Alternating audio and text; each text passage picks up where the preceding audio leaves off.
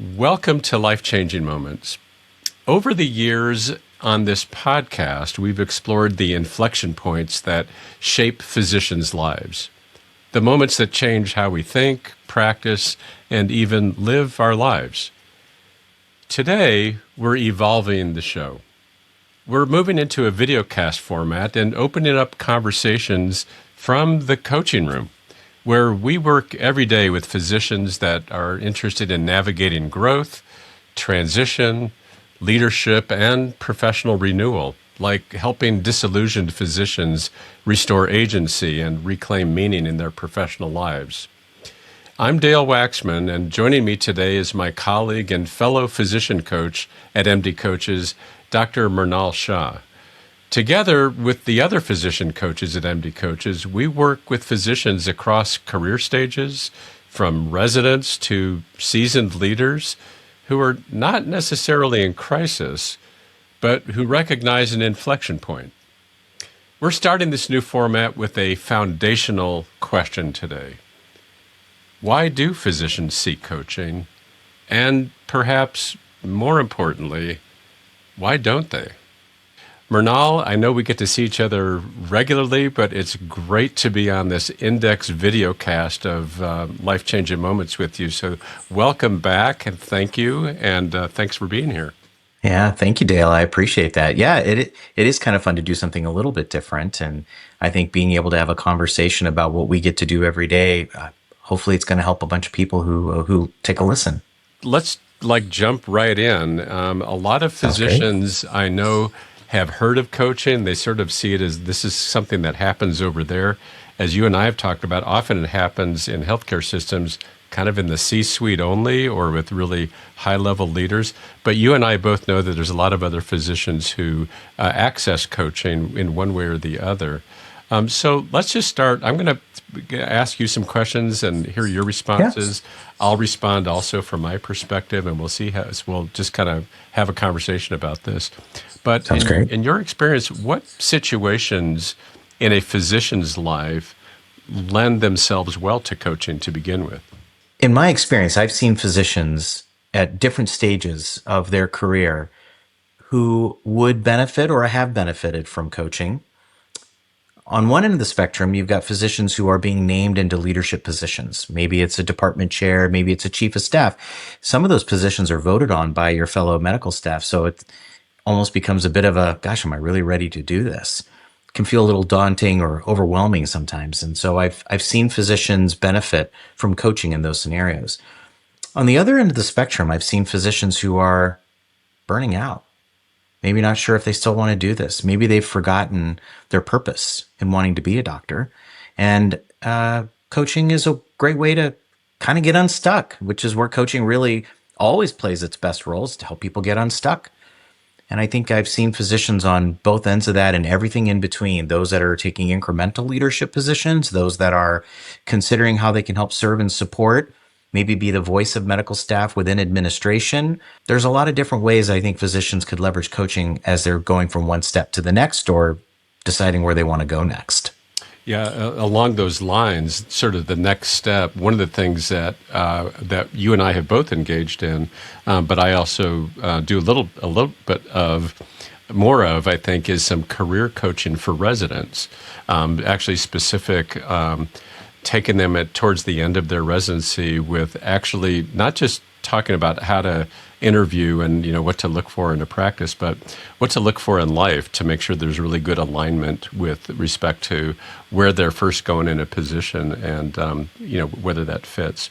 And then the other one that I will say that systems will often contact us. I don't necessarily like the term, but kind of remedial coaching. Oh, yeah. Unprofessionalism issues. And sometimes those people come to us, it wasn't necessarily their idea to be in coaching, but they actually end up learning a lot about themselves. And I actually learn a lot about systems. And so it's not so much, that's why I don't like the remedial. There's still a growth experience, and there's an opportunity to understand why some of the unprofessionalism stuff sort of emerges, and they learn some other alternatives. So that's the other place I think we see things. It's a great reminder, actually, Dale. I think physicians, in my experience, who find themselves on the other end of what is perceived as bad behavior, if you take a moment to just ask them what's really going on behind the scenes, it's almost always fear or anger. And if you can get to the heart of what they're afraid of or what they're angry about, you can actually help them along their pathway of communicating differently and engaging with their colleagues and staff and teammates differently. So it's a good reminder, Dale, and I think it's a good way for us to help physicians who are maybe even struggling. Yeah. I love what you just said about that because people already feel kind of under the microscope, and what you and I both know is that when we really are investigating and listening, we hear the story behind the story, and that the fear, the anger, and a lot of times people don't recognize. People don't wake up in the morning deciding that they're going to be hard to work with. They Right. don't decide that. Right. It's a reaction to a lot of different things that are going on, and that's where coaching can be really helpful to discern that. Along those lines, what's your experience when a physician reaches out for coaching, either by email or phone call, if you still get those? What do they usually say that they want? Yeah, that's a great question, Dale. Coaching is still pretty new in the physician world. And unlike executives who probably have had coaching exposure experiences or have watched other people getting a coach, physicians don't often start with, well, I need a coach. That's not what they're going to ask for. I've had physicians ask things like, I'm feeling a little overwhelmed in taking on this new role. How might I get the support or investment in support that I need to get where I want to be able to go or to be good at what I want to be able to do? Or they might say that I'm struggling with a particular topic. I'm struggling in my role as peer review chair, and I'm finding the conversations to be very difficult. How can I get the help that I need? So somewhere between getting the right kind of help, and it's not counseling support. It's not even like getting a new staff member to help you. It's how do I handle the situation differently? How do I shift my mindset? I've had physicians over the years also say, I know that I could look at this differently, or I know that I could approach this problem with a different lens, but I'm not sure how to get there. Is there someone who can help me think through that? How about you? What have you seen, Dale? Yeah, actually, I think our populations are a little bit different because you've been in leadership, and I've did a lot of work in the physician well-being. So that's kind of where so a lot of the folks that I'm getting are more around the disillusionment and on my way to burnout, or actually burnt out, or feeling I don't really. This is all I know. I don't know what else to do, but I'm kind of just going through the motions, and I'm not necessarily feeling it anymore, and I don't really know what else to do. And somebody mentioned that you might be somebody that I could talk to about that. So it's people that are pretty dissatisfied, disheartened, have lost that sense of meaning in their work, and are even wondering, is this something that I can continue to do? And am I stuck? There's a lot of sort of this stuckness. And so the wondering is what else is there for me? And so I get a lot of that. The leadership, I agree. The other leadership is I'm new in a leadership position, so now what? What do I do now? Yeah. If it's okay with you, I'd like to move on to something you alluded Sure. to, which I Yeah. think is a good time to to discern what do we mean by coaching versus some of the other things that are available. What's the biggest misconception I think that physicians have about coaching? Let's start there. Yeah, I think that's it's a great thing for us to take a few minutes on. I think in too many cases, the word coaching has been used to almost create a negative connotation. And I think physicians will immediately have a reaction to the idea or the word coaching as it's something negative. It's only for people who are behaving badly or anything like that. And nothing could be further from the truth. So I think the first thing I would say is a common misconception is coaching is anything but helping people get unstuck. And so I think that's an opportunity. The other thing that I think is important is that counseling, and sometimes physicians can be hesitant In some ways, the environment that physicians are in, it's hard to acknowledge or admit that there may be an underlying behavioral health concern or depression or anxiety. The questionnaires that we fill out for medical staff privileges or state medical board licensure used to include a lot of those questions. So physicians have always been taught to kind of hold those emotional feelings close to the chest so as not to create problems for yourself down the future. And that's become a bit of the culture that's been created. Now, fortunately, a lot of that has changed. However, the stigma and or the challenge that physicians can feel in admitting that or looking for help in that way, it's not where I think it could be. One of the things that can happen is people might think counseling and coaching are the same thing. So I'll just take a minute and discern between the two. That'd be You great. know, I really look at counseling as this is a group of people trained to really teach you how to look back in time in how things have affected you positively or negatively and how it's manifesting in your behavior today, good or bad. But then to have tools and observations and understandings about what that means to help you be the best version of yourself today. It's a very retrospective view of your life and the way that you're leading it. I would say coaching is kind of the opposite. It's kind of like looking at where you are today and really focusing on where you want to get to next. And what are the steps that you might take? What are the barriers that you might come across? And maybe the best part is when those barriers manifest, what are your ways that you're going to be able to overcome that? The really interesting about the present, the past, and the future. The present is the only thing that's happening right now. The future hasn't happened. And so it's really hard to know except for what you know about yourself in order to figure out how you're going to cross any of those chasms in the future. And the past has already happened. There's nothing you can really do to change it, but you can change how it lives in your mind and how it manifests in your behavior. And that's where I think counseling, retrospectively, and coaching, future oriented, really can have an impact on someone's life. Yeah, I love that description, Murnal. And one of the things that when people ask me to describe what am I by coaching and how do I discern that from counseling, I came up with this schema that kind of probably and I tell them this oversimplifies it, but coaching assists you from going from point A to point B. Point A is the current state. B is the future state that you're imagining for yourself. And like you said, we look at some barriers to getting there. And then counseling deals with the stuff before point A. But Mm-hmm. sometimes the stuff that happens before point A can be a barrier over getting from point A to point B.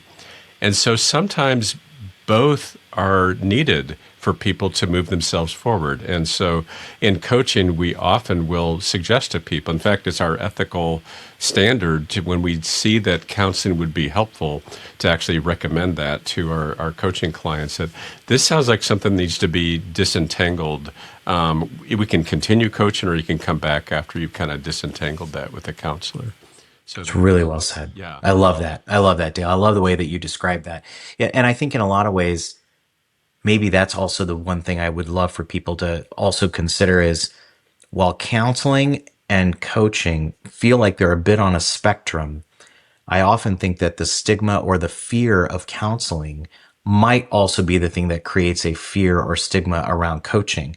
And I think both are opportunities for physicians to accept, acknowledge, give themselves the grace that there are things that we have to reconcile with what's happened in the past if we are going to become the best versions of ourselves in the future.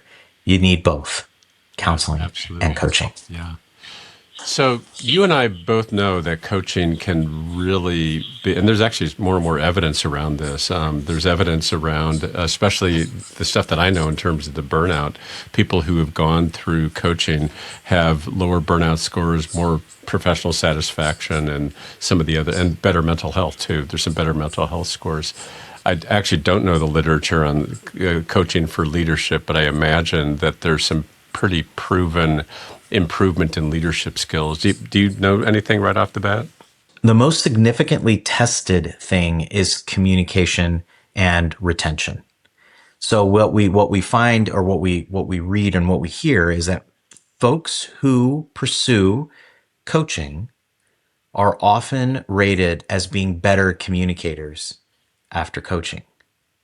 And the other thing that we find is that when organizations invest in coaching, people choose to stay. It becomes a bit of an investment in their growth. Which is no small matter, anyway, Not at all. right? Not at all. Yeah. What's the latest in terms of the average amount it costs to recruit a physician?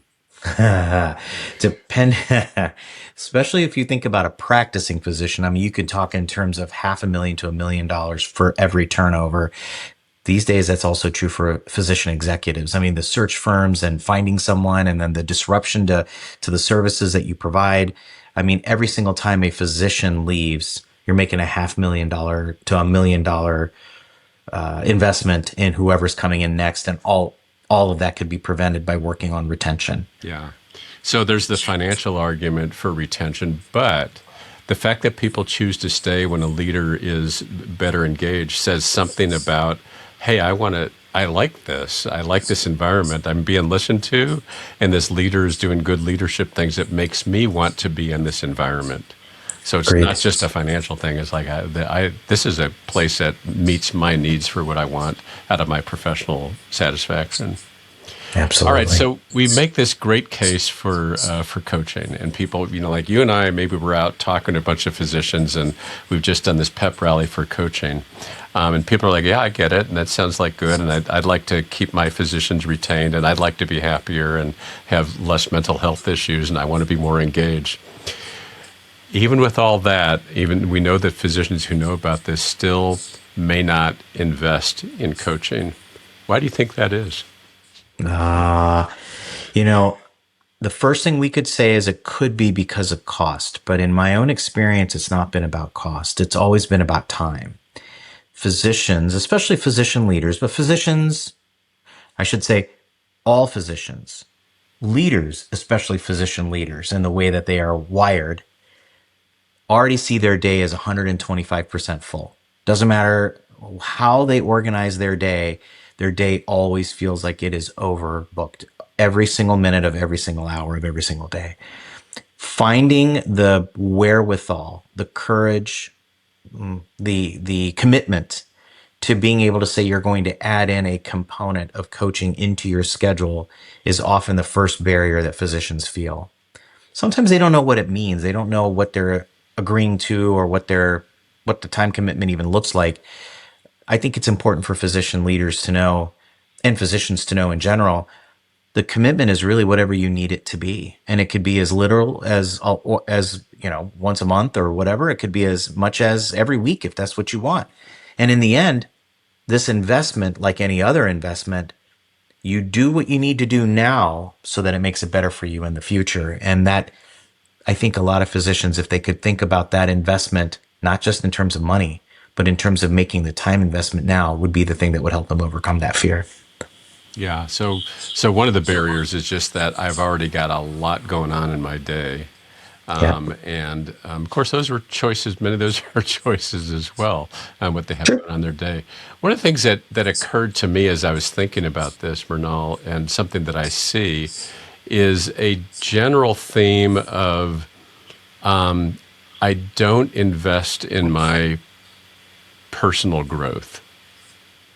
And something that I see as a theme in our culture and in the culture of medicine, they invest in stuff for themselves, but not necessarily for my personal professional growth. It's almost as though, gosh, I just went pre-med, I did medical school, I did residency, I did fellowship. That's enough. Enough for my professional growth. What else do I need to do for my personal and professional well-being?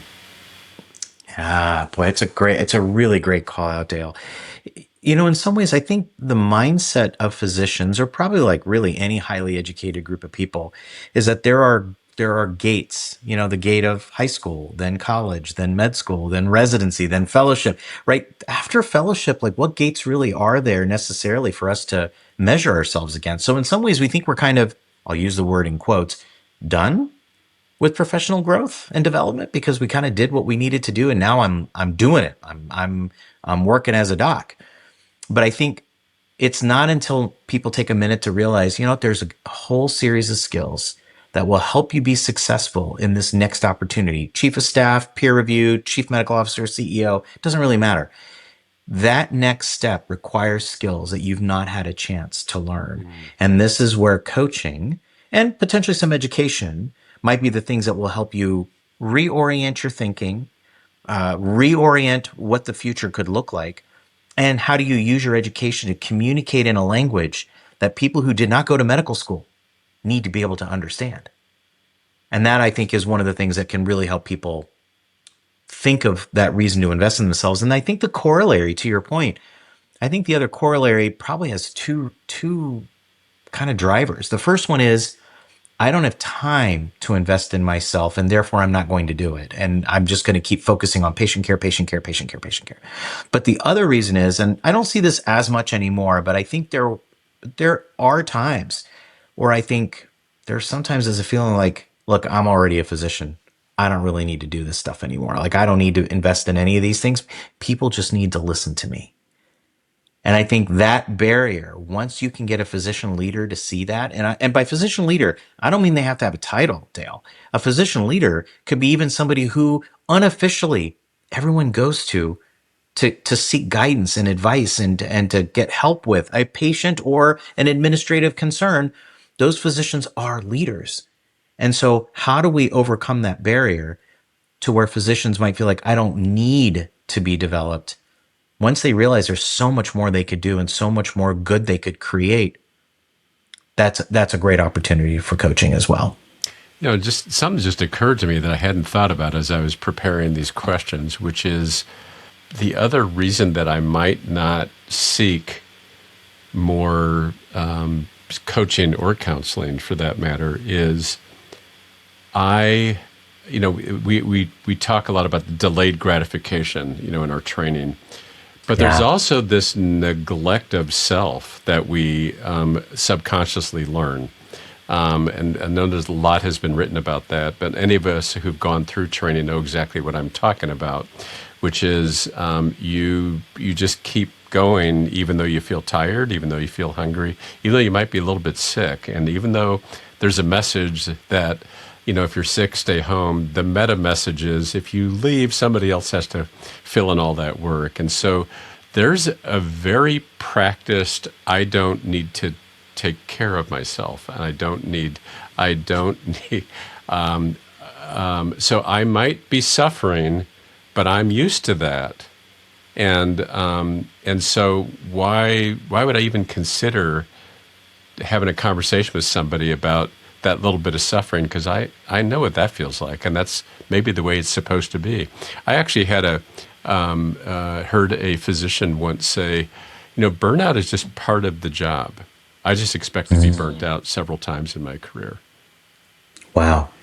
So that's just the expectation, and so I don't think that's really great for our profession if we should expect ourselves, to just be burnt out several times during our career.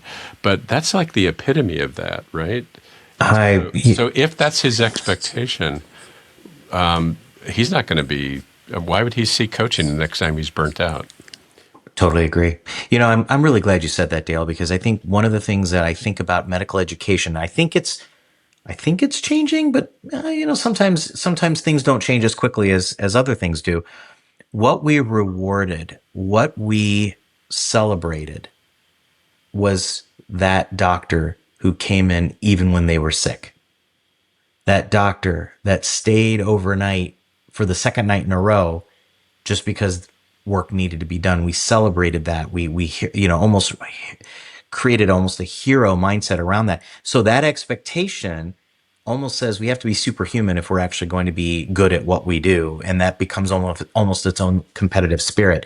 And what we have to find a way to do is to overcome that. We're not superhuman. We are human, and we run out of steam, and we get tired. And so we need to be able to figure out how we're going to invest in ourselves and not think of it as less than human or, somehow inferior in any way, but rather that the better we take care of ourselves, the better we're here to do what we're supposed to do to take care of the people that we serve. Yeah, I guess what I'm getting at, Murnal, is for the people that are listening to this that are maybe thinking about this is coaching for me, or for that matter, is counseling for me, is to not ignore that perturbation and maybe even become more mindful of it. Like, no, I really am not comfortable right now, and I've been not comfortable for a while, and that's not okay. Maybe there is a better. Maybe I can feel better more than I am feeling, and maybe it's time to take a look at that. I love that. That's a really great comment. It's a really great point. And I think physicians, even being aware of it, would give themselves a minute to slow down and say, well, why I can feel better than this. I can Right. feel better about my day-to-day work. Who do I ask? Where do I get the help? Right. You brought something up when we were preparing for this, and you were talking about high performing physicians, I believe. I think this is where we were going with this. Is why do high performing physicians seek coaching? In my experience, 85% of physicians, they just want to take care of patients. That's what they signed up to do. That's where they, get their energy. And when we don't let them get enough energy, that's how burnout happens. So, 85% of docs, that's what they want to do. 10% of physicians want to find a broader opportunity to have an impact on patient care, processes, quality improvement, bylaws, recruitment, whatever it may be. And then there's 5% of physicians who say, I really aspire to be a next CEO, or I want to start my own company, or I want to, deviate a little bit from the traditional healthcare pathway and I want to do something else. So finding the ways to help each of those subcategories, I think, is part of where coaching is different for different people. High performers, and depending on where you are looking at these physicians living, if they're in a private practice, high performance could be they're highly productive.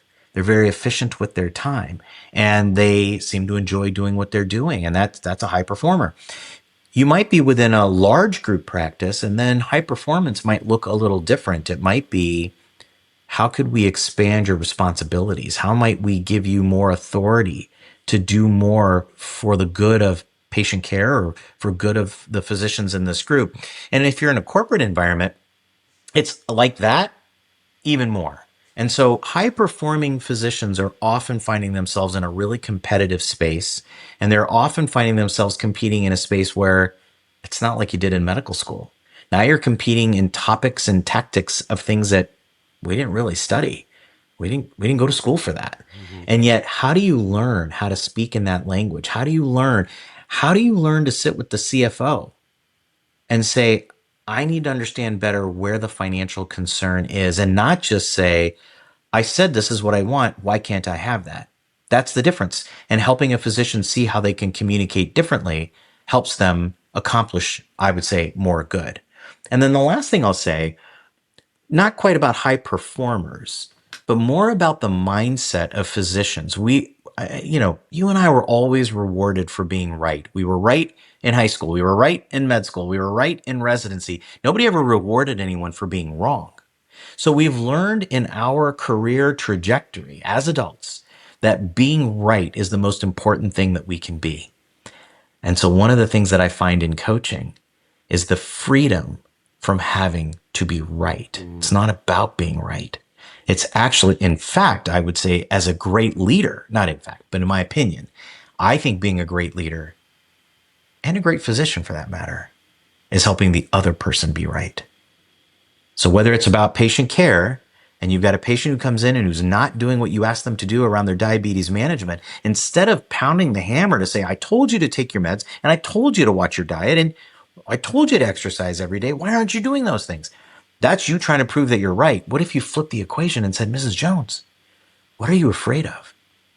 Why won't you take the medications? Why can't you exercise daily? What's getting in your way for your diet? And I don't need to be right because I'm already the doctor. I'm the one in the room. I'm the one who went to school for this. But what if you work to help the patient be right by just seeking to understand where they're coming from?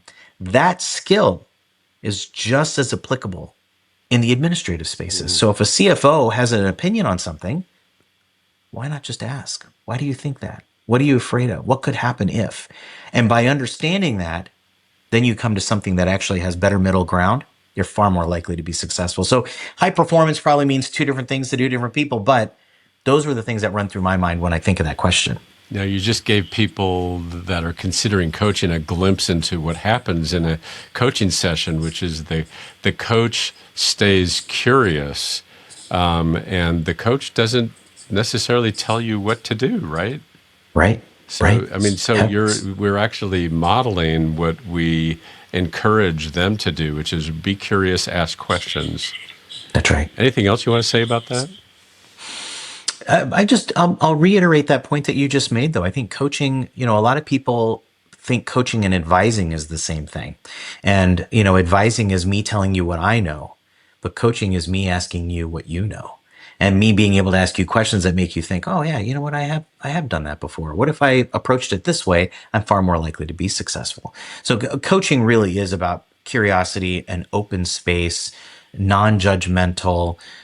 It's an opportunity to really think about where you're coming from. And the most right answer will come from the client, not from the coach. Yeah. Which, I want to say, I think we should spend just a little bit of time on this, Murnal, which, especially when we are coaching physicians, our culture is really about the right answer. And you alluded to this just a little bit before. And our model of the way that we do things is we do seek advice. We're well entrenched in that. You just gave an example in primary care where we actually explore with patients more about why they are not necessarily, they didn't read the textbook. And it's a more empowering. But generally speaking, in medicine, they're sort of like, here's the diagnosis and here's how you manage it, and just follow the guidelines. And then there's humans that get in the way of that. But that is what there's a person there, and I'm joking, but the person has to be taken into consideration about what's happening. So I will tell you, as I coach physicians, one of the hard things for me is because there is this expectation that I'm going to get answers from you just like I get answers from my physician about what should I do. I'm miserable in my practice. Just tell me what to do, and I'll go do that. And I think we should talk about this because it can be a little bit frustrating, just to set expectations that this is a thought partnership. And I want to emphasize something you just said, which is, in coaching, our assumption is that the answers reside within the coaching client. And the conversation allows those answers to emerge for the person. It's much more powerful for the client to come up with the answers than for the coach to say, hey, here's what I think you should do. It's really well said. I love that. And I think to just add on to that for a moment, the person who's looking for the answer is going to be potentially open to trying anything, but then it's just trial and error. I think the beauty of coaching is that you dig deep enough. Why? Where does it come from? Why is that important? What would it do for you? What kind of barriers could you run into? What kind of resources or help do you need? The only person that's going to know those answers is the client.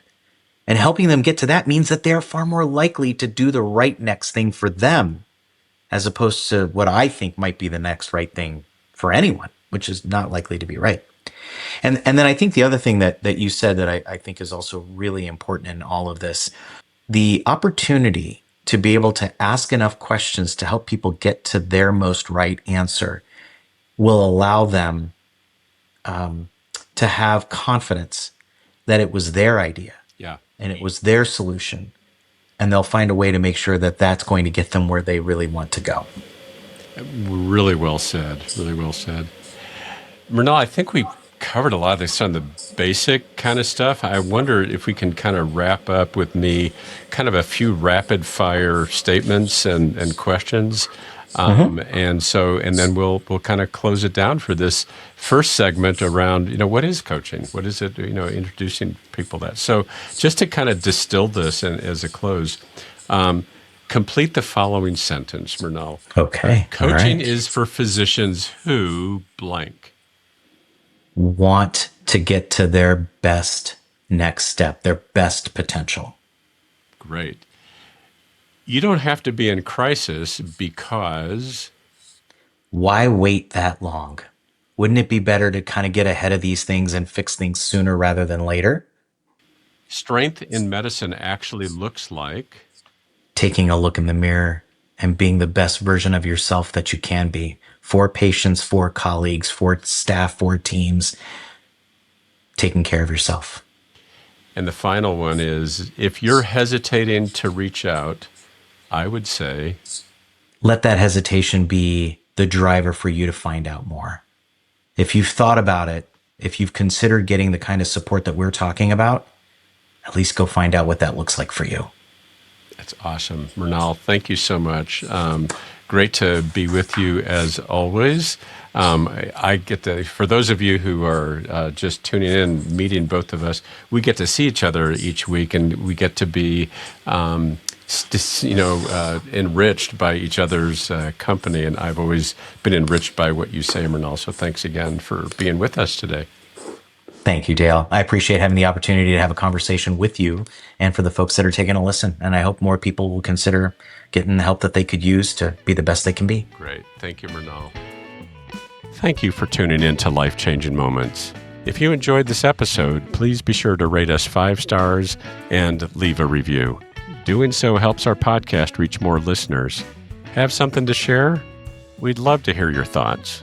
Visit the MD Coaches community on Facebook groups. This dynamic virtual space is a place to continue discussion about life-changing moments and perhaps share some life-changing moments of your own. Join the conversation today.